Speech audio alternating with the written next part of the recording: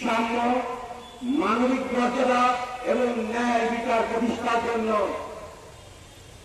আমরা কোন স্তরেই রাষ্ট্রীয় সংস্কার না করে শুধু নির্বাচন করলেই মানুষ তার মৌলিক অধিকার ফেরত পাবে না, ঠিক কিনা? আমরা বাংলাদেশের সর্বস্তরে দুর্নীতি দেখেছি। বাংলাদেশ থেকে গত 17 বছরে 28 লক্ষ কোটি টাকা পাচার হয়েছে। বাংলাদেশ বারবার দুর্নীতির চ্যাম্পিয়ন হয়েছে। যে দলগুলো 54 বছর ক্ষমতায় ছিল তারা বারবার বাংলাদেশকে দুর্নীতির চ্যাম্পিয়ন করেছে। বারবার আমরা জীবন দিয়ে তাদেরকে বিতাড়িত করেছি। তারপর আবার তারা ক্ষমতা আসার জন্য আবার পায়তারা করছে, ঠিক কিনা?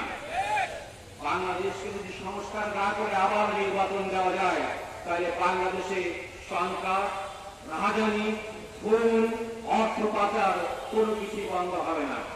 আমরা দেখতে পেয়েছি টিআইবির রিপোর্ট অনুযায়ী বাংলাদেশের বিচার বিভাগ দুর্নীতির শীর্ষে। এরপরেই পুলিশ, স্বাস্থ্য, মানুষের মৌলিক চাহিদা, মানুষের আশ্রয় কেন্দ্রগুলো দুর্নীতিতে ভরে গিয়েছে। এই দুর্নীতিবাজরা কিন্তু এখনো স্বপদে বহাল রয়েছে, ঠিক কিনা?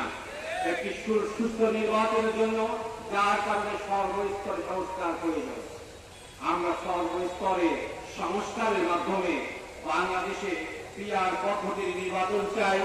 বাংলাদেশের কালো টাকা, দেশি শক্তি আর অস্ত্রবাদ এবং মাদক সেবনকারীকে আর নির্বাচনে আমরা দেখতে চাই না।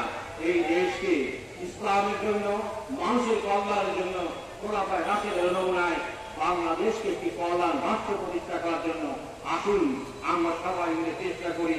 আমাদের চেষ্টার শেষ যেখানে ইনশাআল্লাহ আল্লাহ পাকের সাহায্য সেখানে চলে আসবে। বাংলাদেশ খোলাফায়ে রাশিদের নমুনায় একটি কল্যাণ রাষ্ট্র প্রতিষ্ঠিত হবে।